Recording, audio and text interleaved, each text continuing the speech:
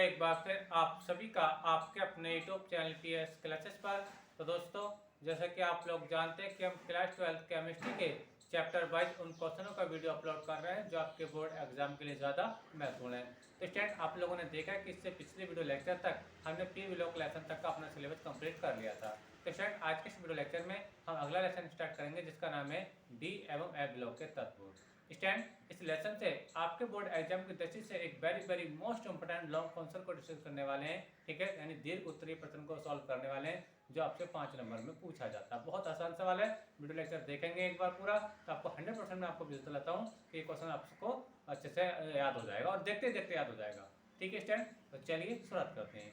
तो स्टैंड, हमें जिस क्वेश्चन को सॉल्व करना है समय बचाने के लिए बच्चों ने इस क्वेश्चन को पहले स्क्रीन पर लिख रखा है। ठीक है, अब उस क्वेश्चन को पढ़ते हैं, फिर इसको समझते हैं कि इसके अंदर क्या क्या हमसे पूछा गया है। तो देखिए स्टूडेंट, क्वेश्चन को पढ़ते हैं। देखिए स्टूडेंट, क्वेश्चन क्या है। क्वेश्चन बच्चों, संक्रमण तत्व क्या है, ठीक है, इनके निम्नलिखित गुणों की व्याख्या कीजिए। कौन कौन से गुण है। पहला गुण जो बच्चों काखंड आपका दिया गया है या अनुचुंबकीय लक्षण, और दूसरा जो इसका गुण पूछा गया बच्चों धात्विक प्रकृति। ठीक है, चलिए क्वेश्चन को अच्छे से समझाता हूँ। देखिए स्टूडेंट, क्या क्या इसके अंदर पूछा गया। सबसे पहले जो बच्चों का गया संक्रमण तत्व क्या है, तो इसके जवाब में बच्चों आपकी डेफिनेशन देंगे, यानी संक्रमण तत्वों की परिभाषा यहाँ पे आप बताएंगे। ठीक है, फिर आप बताएंगे कि जो संक्रमण तत्व होते हैं वो अनुचुंबकीय लक्षण क्यों प्रदर्शित करते हैं, क्या रीजन है कि संक्रमण तत्व अनुचुंबकीय प्रकृति के होते हैं। ठीक है, दूसरा आपको बताना बच्चों, जो संक्रमण तत्व होते हैं वो धातुएं क्यों होती हैं, वो धातु ही क्यों होती है, या धातु इनका धातु होने का क्या रीजन है। ठीक है, ये हम लोग को संक्रमण तत्वों के बारे में दो डिस्कस हमें यहाँ करने हैं। एक तो क्या अनुचुंबकीय लक्षण के बारे में, दूसरा धात्विक प्रकृति के बारे में। ठीक है, समझेंगे आप लोग। तो तीन चीजें हम बताएंगे, पहले संक्रमण तत्वों की डेफिनेशन बताएंगे, फिर इन दोनों गुणों की हम व्याख्या करेंगे। ठीक है, समय बचाने के लिए इनकी जो डेफिनेशन है बच्चों वो मैंने स्क्रीन पर पहले ही लिख रखी है। पहले आप एक बार इसको पढ़ लें, फिर इस डेफिनेशन का मैं रियल फील समझाऊंगा कि ये डेफिनेशन किस प्रकार लिखी गई है। ठीक है, डेफिनेशन क्या देखिए, वे तत्व जिनका उप अंतिम डी कक्षा तो अपूर्ण रूप से भरा होता है संक्रमण तत्व कहलाते हैं, जैसे स्कैंडियम, टाइटियम, वैनेडियम, आयरन और कॉपर। ठीक है स्टूडेंट, तो ये इसके एग्जांपल है संक्रमण तत्वों के।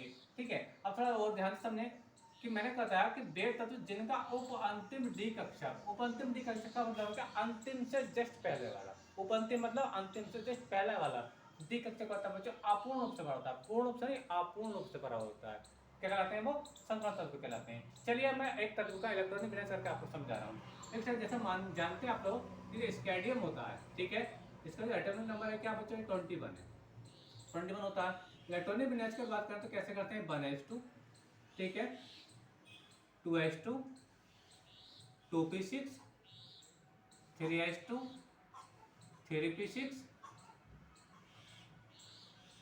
3d1 और 4s2। ठीक है चल, अब ध्यान से देखिए इसकी अंतिम कक्षा क्या है, चौथी कक्षा है बस हमारी। और हमने क्या कहा कि उप अंतिम डी कक्षा, यानी उप अंतिम का पहले से, यानी अंतिम से जस्ट पहले वाली कक्षा, यानी अंतिम में देख रहे हैं आप कक्षा आ रहा, उससे पहले क्या रहा, 3 आ रहा, तो यानी ये अंतिम कक्षा और ये इसकी उप अंतिम कक्षा। ठीक है, अब इसमें डी कक्षा क्या होगा, अपूर्ण होगा। अब डी कक्षा अपूर्ण हम कैसे देखें, देखिए इसको कैसे समझते हैं, इसको समझिए। देखिए स्टूडेंट, जैसे कि आप लोग जानते हैं, मैं आगे एक्सप्लेन कर रहा हूँ इस चीज को। जैसे कि आप लोग जानते हैं बच्चों, डी सबशेल के अंदर, यानी डी कोष के अंदर क्या होते हैं बच्चों, 5 ऑर्बिटल होते हैं बच्चों। कितने ऑर्बिटल होते हैं, 5 ऑर्बिटल। कितने होते हैं बच्चों, 5। समझा रहा हूँ, ध्यान से समझिए। देखिए वास्तव में ये जो मैं 3D आप बना रहे हैं तो मैं 3D सबशेल में ये बना रहा हूँ। ठीक है, अच्छा अब देखिए स्टैंड, 3D मैंने कर दिया, 5 ऑर्बिटल इसके अंदर होते हैं, 1 2 3 4 5। ठीक है स्टैंड, अच्छा इलेक्ट्रॉन कितने, तो डी के अंदर कितने, 1 इलेक्ट्रॉन है। केवल कितने इलेक्ट्रॉन है बच्चे, 1 इलेक्ट्रॉन है। तो देखिए 1 इलेक्ट्रॉन बच्चे ये हो गया, ये क्या होगा बच्चे, 1 इलेक्ट्रॉन हमने यहाँ का ये फिल कर दिया। ठीक है, अब देखिए बाकी तो ये खाली पड़ा, बाकी तो अपूर्ण रूप से भरा, मैंने ये तो कहा अपूर्ण रूप से भरा होता है, पूर्ण रूप से नहीं अपूर्ण रूप से भरा होता है। तो ऐसे तत्व जो कहलाते हैं बच्चे आपके संक्रमण तत्व कहलाते हैं। ठीक है, ये इलेक्ट्रॉन है बच्चों, क्या ये एक इलेक्ट्रॉन है। आइए मैं दूसरा समझा रहा हूँ आप लोगों को। तो मान लीजिए आप टाइटियम को ले लीजिए, किसको बच्चों, टाइटियम को ले लीजिए। टाइटियम क्या होता है बच्चों आपका, ठीक है, ये 22 नंबर का होता है आपका। तो 1s2, 2s2, 2p6, 3s2, 3p6, 3d2 हो जाएगा यहाँ पे, और ये 4s2। ठीक है स्टैंड, 4s2। अब देखिए स्टैंड कि इसके लिए क्या है कि जो 3D कक्षा है, यानी 3D यानी अंतिम से जस्ट पहले वाली, यानी उपअंतिम में, इसमें कितने इलेक्ट्रॉन है, 2 इलेक्ट्रॉन है। कितना आ रहा है, 2। तो अगर इसके लिए बात करूँ तो 1 इलेक्ट्रॉन इसके अंदर यहाँ पर आ जाएगा। ठीक है, बस में आप लोगों को स्कैंडियम के लिए क्या रहेगा, स्कैंडियम के लिए रहेगा जो मैंने आपको बताया था, 1 इलेक्ट्रॉन था डी में। और चटाई टेम के लिए करेगा बच्चे 2 इलेक्ट्रॉन, तो चटाई टेम के लिए वाला और क्या एग्जाम्पल हो जाएगा। बस यहाँ पे लोग को तो आप देख पा रहे हैं कि इसमें डी कक्षा पूरा नहीं भरा, पूरी तरीके से नहीं भरा है, बस में आ रही है, ठीक है। तो ऐसे तत्व या ऐसे आयन जिनका उपअंतिम डी कक्षक अपूर्ण रूप से भरा होता है क्या कहलाते हैं? संक्रमण तत्व कहलाते हैं। क्या कहलाते हैं? संक्रमण तत्व कहलाते हैं। उम्मीद करता है तक मेरे तक कुछ समझ में आ चुकी होगी, ठीक है स्टैंड। अच्छा अब देखिए स्टैंड, अब बात आती है कि जो इसके अनुचुंबकीय लक्षण है ये क्यों बात, इसके क्या मतलब है? देखिए कहा हेडिंग डालते हैं अनुचुंबकीय लक्षण, ठीक है। अब देखिए मैं थोड़ा ऊपर से लिखूंगा ताकि एक बार में पूरे क्वेश्चन को समझा सकूं। मैं इसको यहाँ पर रख कर रहा हूँ, चाहते हो आप इसका स्क्रीनशॉट ले लीजिए स्टैंड, ठीक है। फर्स्ट में आप लोगों को चलिए इसको हटा देते हैं, चलिए हटा रहे हैं, ठीक है, चलिए हटा दीजिए। तो स्टैंड देखिए अब आप लगाएंगे हेडिंग इसका का खंड वाला। का खंड में क्या देखिए? अनुचुंबकीय लक्षण, अनुचुंबकीय लक्षण, अनुचुंबकीय लक्षण, ठीक है। यानी आप पहले ये समझें कि अनुचुंबकीय लक्षण होता क्या है, ठीक है। तो इसके बारे में बात करेंगे।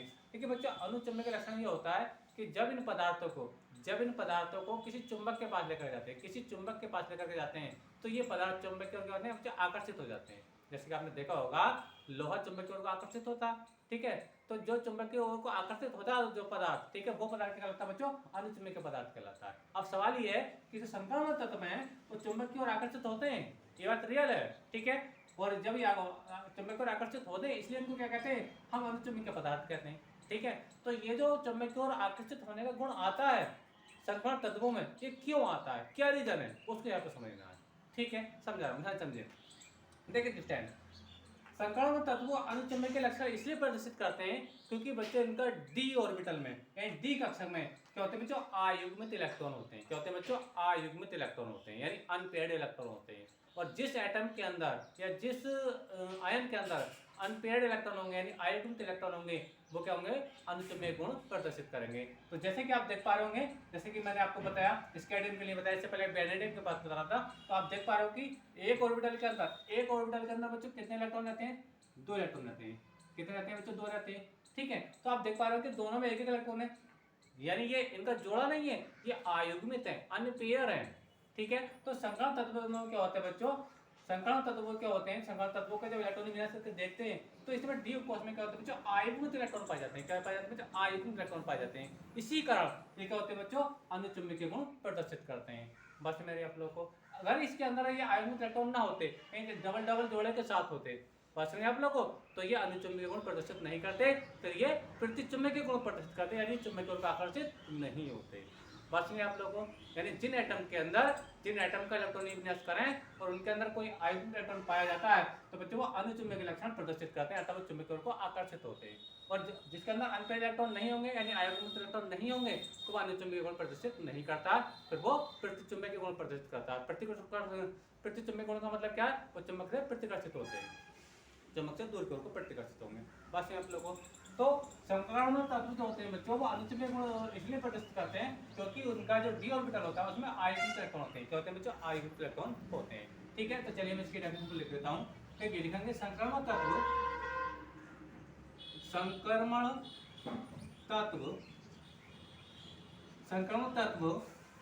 अनुचुंबकीय गुण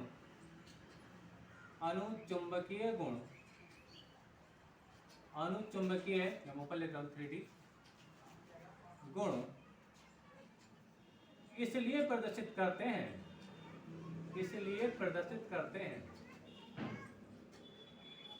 क्योंकि इनके डी उपकोष में, ठीक है, चाहे तो उपकोष ना भी लिखें अयुग्मित इलेक्ट्रॉन से भी चल जाएगा, ठीक है, क्योंकि इनके डी उपकोष में अयुग्मित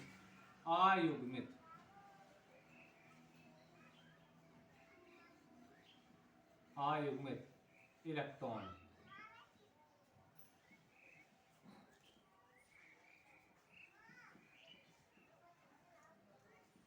होते हैं, ठीक है स्टूडेंट। तो मैंने क्या लिखा? अनुचुंबकीय लक्षण क्या लिखना आप लोगों को? संक्रमण तत्व अनुचुंबकीय गुण इसलिए प्रदर्शित करते हैं क्योंकि इनके डी कोष में अयुग्मित इलेक्ट्रॉन होते हैं, यानी अनपेयर्ड इलेक्ट्रॉन होते हैं। उम्मीद करता हूँ बड़ी आसान बात ही आपको समझ में आ गई होगी स्टूडेंट, ठीक है। अच्छा, अब बात करेंगे धात्विक लक्षण, धात्विक प्रकृति, यानी जो संकरण तत्व होते हैं और सारे संकरण तत्व क्या बच्चों धातु हैं, क्या बच्चों धातु हैं, ठीक है। तो धातु में क्यों है इसके बारे में बात करेंगे। तो दूसरा टेबल आएंगे धात्विक प्रकृति, धात्विक प्रकृति, ठीक है स्टूडेंट। ये देखिए धात्विक प्रकृति को समझे। देखिए स्टूडेंट, जब हम संकरण तत्वों का इलेक्ट्रॉनिक विन्यास करते हैं, ठीक है, तो इनके बाह्यतम कोष में या तो एक इलेक्ट्रॉन होता है या फिर दो इलेक्ट्रॉन होते हैं, एक इलेक्ट्रॉन होता है या दो इलेक्ट्रॉन होते हैं, ठीक है। और ये उन इलेक्ट्रॉनों को त्याग कर धनायन बनाते हैं। क्या बनाते हैं बच्चों, धनायन बनाते हैं। जैसे मैंने आपको बताया, अभी स्केडियम वाली अगर बात करूं, स्केडियम की अगर बात करूं बच्चों, जैसे ये ऐसी था, ठीक है, ऐसी था, ठीक है। अगर ये अपने अंदर से बच्चे एक इलेक्ट्रॉन रिलीज कर दे, अगर ये बच्चों यहाँ मान लीजिए 21 इलेक्ट्रॉन होंगे क्योंकि एटॉमिक नंबर इसका 21 है, ठीक है। तो ये स्केडियम क्या करेगा, अपने अंदर से एक इलेक्ट्रॉन त्याग कर दे, क्या कर दे बच्चों, त्याग कर दे इस टाइप से, ठीक है। तो ये क्या बनाएगा, Ac+ बनाएगा, यानी स्केडियम आयन बनाएगा, ठीक है। पास में आप लोगों को, ठीक है। तो बच्चों जो अपने अंदर से वो एलिमेंट जो अपने अंदर से इलेक्ट्रॉन त्याग करके धनायन बनाने की प्रकृति रखते हैं, तो क्या होती है बच्चों, धातु में होती है। धातुओं की विशेष विशेषता होती है, यानी विशेष लक्षण ये होता है धातुओं का कि वो अपने अंदर से इलेक्ट्रॉन त्याग करके धनायन बनाते हैं। जैसे आपने सोडियम के बारे में बहुत अच्छे से पढ़ा होगा, सोडियम यानी 11 नंबर होता है, ठीक है, एटॉमिक नंबर से 11 है। अगर ये बच्चा अपने अंदर से एक इलेक्ट्रॉन को रिलीज कर दे तो Na+ बनाएगा, ठीक है। तो Na+ बना, तो ये बच्चे क्या है, सोडियम जो है, तो ये भी एक धातु है, ठीक है। ऐसे ही जो स्केडियम बच्चे, ये भी क्या है, धातु है, ठीक है। बाद में आप लोगों को जैसे कि हम बात करें कॉपर की, बात कर लो कॉपर की, ठीक है। एटॉमिक नंबर कितना होता है, 29 होता है, ठीक है। अगर ये अपने अंदर से इलेक्ट्रॉन रिलीज करेगा तो C और एक इलेक्ट्रॉन करेगा तो 1+, अगर दो इलेक्ट्रॉन कर देगा, ठीक है, तो 2+ बनाएगा और यहाँ पर दो इलेक्ट्रॉन रिलीज करेगा, ठीक है। बाद में आप लोग, तो ये भी क्या बच्चों, धातु है, ये भी क्या होगी, धातु होगी। यानी कहने का मतलब ये है, जो संकरण तत्व होते हैं इनके बाह्यतम कोष में एक या दो इलेक्ट्रॉन होते हैं जिन्हें त्याग करके धनायन बनाने की प्रवृत्ति रखते हैं, जिस कारण ये सब क्या कहलाती है, धातु कहलाती है। क्योंकि ये जो धनायन बनाने की प्रकृति होती है किसके अंदर होती है, धातु के अंदर होती है, और धातु के अंदर नहीं होती है। तो इसलिए हम बच्चों क्या कहते हैं, जो संकरण तत्व हैं वो सभी क्या है, धातु में, सभी क्या है, धातु में है, ठीक है। जैसे कि आप कॉपर है, ठीक है, लोहा है, ठीक है, कोबाल्ट है, सब क्या है, धातु है, ठीक है। अच्छा, तो इसमें लिखना क्या होता है वो मैं आपको समझा रहा हूँ, ठीक है। चलिए इसको मैं ऐसे हटा रहा हूँ स्टैंड, ठीक है। तो लिखेंगे स्टैंड, संक्रमण तत्वों के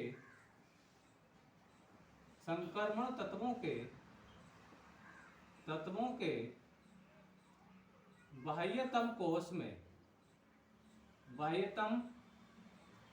कोष में केवल एक या दो इलेक्ट्रॉन होते हैं, एक या दो इलेक्ट्रॉन होते हैं, ठीक है।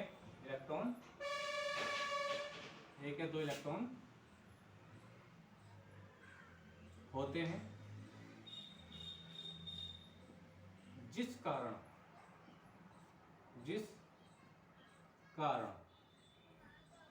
सभी संक्रमण तत्व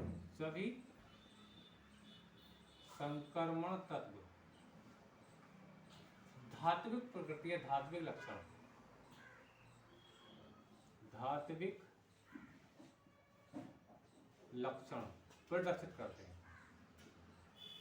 प्रदर्शित करते हैं, अर्थात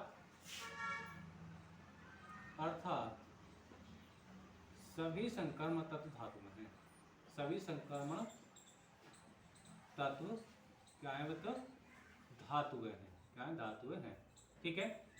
बस में आप लोगों को तो इसका एग्जांपल आपको देना होता है, ठीक है स्टूडेंट। तो देखिए अनुचुंबक लक्षण में आपको बच्चों ये बात लिखनी होती है और धात्विक लक्षण में बच्चों आपको ये बात लिखनी होती है। डेफिनेशन इसकी बच्चों मैंने को स्क्रीन पर यहाँ पे लिख रखी थी, इलेक्ट्रॉनिक विन्यास करके मैंने आपको समझाया, ठीक है स्टूडेंट। कैसे इनका उपागम डी कक्षक कैसे होता है, अपूर्ण रूप से भरा होता है स्टूडेंट, ठीक है। तो कम से कम 2-3 एग्जाम्पल जरूर लिखें संक्रमण तत्वों के लिए, और कम से कम 1-2 तत्वों का इलेक्ट्रॉनिक विन्यास लिख करके जरूर है स्टूडेंट, ठीक है। तो इस टाइप से बच्चों ये लॉन्ग क्वेश्चन आप लोगों से पूछा जाता है स्टूडेंट, ठीक है। तो उम्मीद करता हूँ बच्चों वीडियो लेक्चर आपको समझ में आया होगा, और वीडियो आपको अच्छा लगा तो प्लीज वीडियो को लाइक और अपने दोस्तों में शेयर कर दीजिए। चैनल पर नए तो चैनल को सब्सक्राइब कर लीजिए। मिलेंगे नेक्स्ट वीडियो में किसी नेक्स्ट टॉपिक के साथ, तब तक के लिए धन्यवाद, बेस्ट ऑफ लक। कमेंट करके बताएं कि वीडियो लेक्चर कैसा लगा।